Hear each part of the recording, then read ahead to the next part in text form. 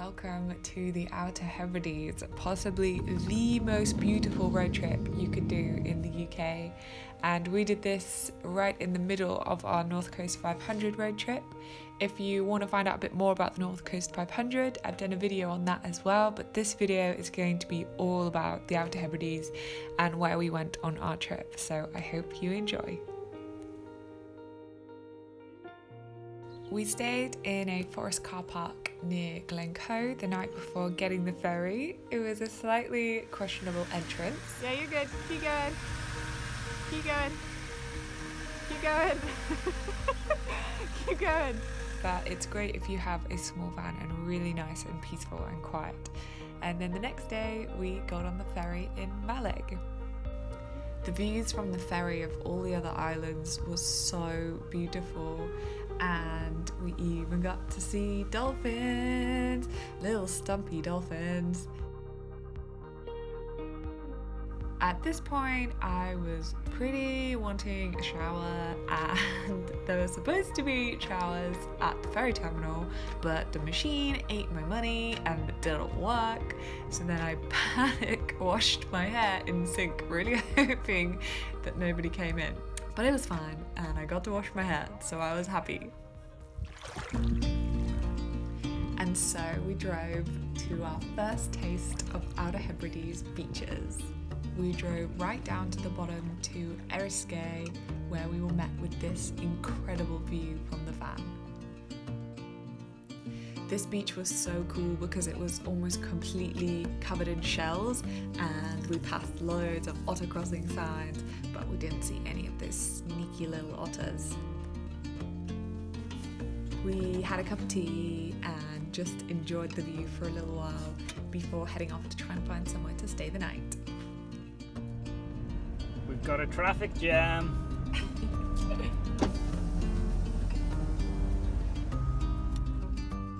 After a beautiful drive down the coast, we found the perfect spot to park up right on the beach for the night.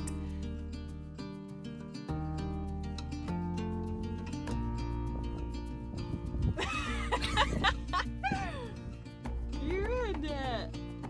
We had our first of many mac and cheese and sausage combo, which was amazing.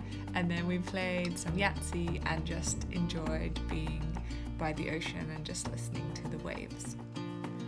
It was so magical waking up here in the morning, and we just had a really slow start, went for a walk on the beach, and then I don't think I have ever ran so fast in my life to go get my camera when we saw a seal, and I didn't even really get any good photos.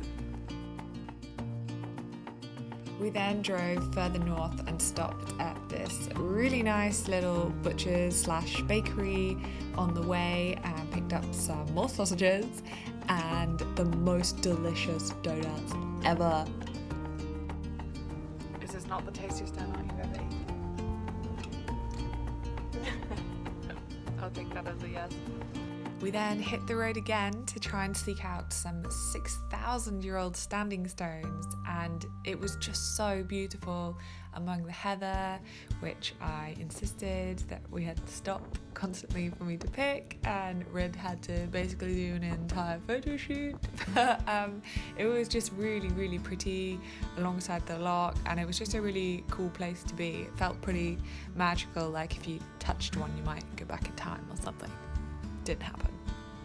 We then just went on a mission to find as many beautiful spots as we could before getting to our only campsite of the Outer Hebrides, and we found this incredible beach that I was sure we were driving into somebody's house, but through this gate was the most amazing beach that you were allowed to go on, and it was just so clear. The water was clearer than clear, turquoise, beautiful water.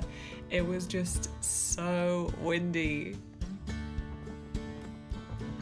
And then we drove along these really cool long straight roads, and I may have kicked up a fuss about the fact that we didn't stop, so I'm gonna have to insert the photo in here that I made Red turn around so that we could get. And then we made it to Hosta, which was just the most amazing surprise, especially as we had to get over some really sketchy, like sandy ruts to get there, and we didn't think there would be any waves, so it was just the most amazing, beautiful, surfable surprise. How excited are you? Very. Look at it. Just look at it. That was so much fun. I better put the board away before it blows away because it's so windy. The water was actually so much warmer than I was expecting it to be all the way out on the Outer Hebrides. We didn't spend a whole lot of time at the campsite at all, so we just checked out the beach that was there in the morning and then headed straight back to the surf beach. No surfing for me this time though. I stayed in the warm with a cup of tea, watching Rid surf through the back doors with the most beautiful view. I think if we'd known, we probably wouldn't have booked the campsite and just stayed here instead because it was absolutely stunning. But it was quite nice to have a shower at the end of the day, so... Did you have fun? We then met this naughty little dog and then jumped on the ferry to Harris, and we weren't super prepared with our snacks because we had to stay inside the van this time and we didn't have a huge amount of food. Literally as soon as we got off the ferry, we were met with the most insane views. The mountains and the lochs and the ocean all just roll into one, and we drove straight to Hushinish beach, and that is just the most incredible drive I've ever done in my entire life. It was just so beautiful, and the cows definitely rule the road on Harris. So rude to them. Hello. When we got to Hushinish, it was paradise, absolute paradise, and so quiet. I couldn't believe that it felt like we had this heaven all to ourselves.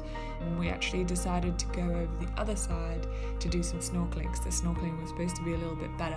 I bought us both new snorkeling goggles before we went, but I only had 2 flippers, so we had to have one each, but it was fine that it worked, and what we saw under the water was just incredible. We saw an entire shoal of sand eels with the light just beaming through the crystal clear water, and it was just such an amazing sight to see. There were so many cool different seaweeds, and there were tiny baby jellyfish. We were so lucky with the weather. It was so sunny and the water was so clear. The visibility was like we were in the Caribbean or something.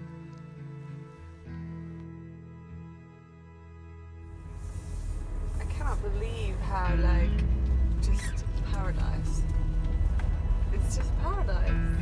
In Scotland. Hushinish is a complete dead-end road, so we had to drive all the way back, and then decided that we weren't actually that far away from Stornoway to nip over and get some fish and chips. So after a pretty traumatic incident where this drunk guy fell down and smacked his head on the pavement and we had to call him an ambulance, we were already craving being back in the wilderness. We then drove into the sunset to get to Cliff Beach for the night. You can probably guess why it has that name, but this, I think, has got to be my favourite park up, nighttime park up for the whole trip. It was just the most insane view, lying in bed, looking at this out the van doors. It's surreal. This is where we slept. It's crazy.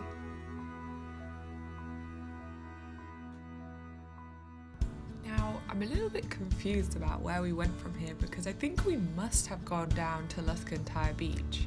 So I think the ferry must have not quite dropped us at the bottom of Harris, and that's why we went to Hushinish first.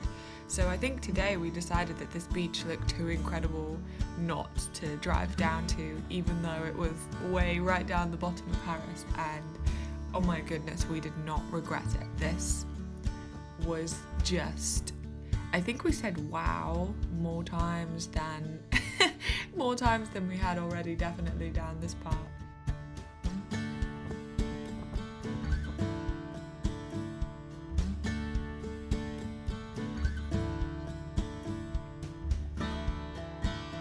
Actually, looking back at all of my footage, I think this is possibly the most turquoise water that we saw on the whole trip, which is mad because this was literally a flyby visit. I would want to stay here forever, and we literally went there for like 10 minutes because we had so much else to see. Okay, so from here I'm kind of lost again. I thought that this footage was on the way to Hushinish, but I don't think it can be unless we drove some of it again. But this is definitely the spot where we stopped for a break because it was so beautiful, and sat in the doorway of the van and took some nice photos.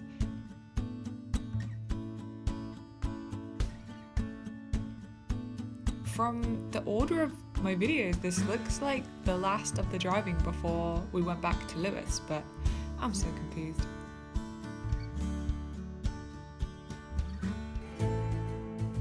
We then went to see the Calanais, I'm not sure how you say it, but we went to see these standing stones. They're over 5,000 years old and some of the most impressive standing stones in the whole of the UK, which is pretty cool.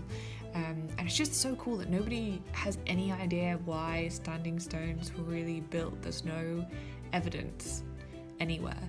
So I always love hearing the myths and legends, and here there's a sign that says that they were thought to be frozen giants that wouldn't conform to Christianity, so it's kind of a cool explanation. We then kept heading up to the Blackhouses, which are also pretty cool. They're called that because of the peat that they burn. Kind of sadly, they're in restoration, and because of COVID, that had stopped, so you couldn't really get to see the houses just from a distance. We then just carried on driving north and stopped at a couple of beaches along the way. This was a really beautiful one not far from the Blackhouses. And then we kept driving and driving, and this was quite a cool place because it's where like a loch directly met with the ocean, with just like this thin little border in between, so that was pretty cool.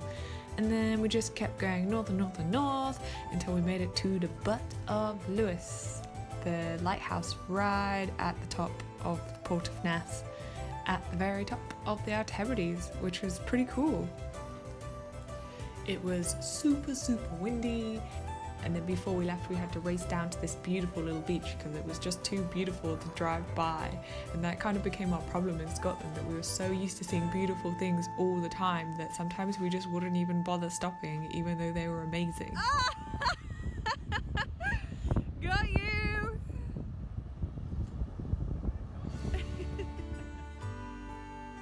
We then spent a little bit of time in the port of Ness and went to a cafe, and I wrote my postcards and sent those home, thinking they would take a very long time, but it took about 2 days for them to get home, which is crazy.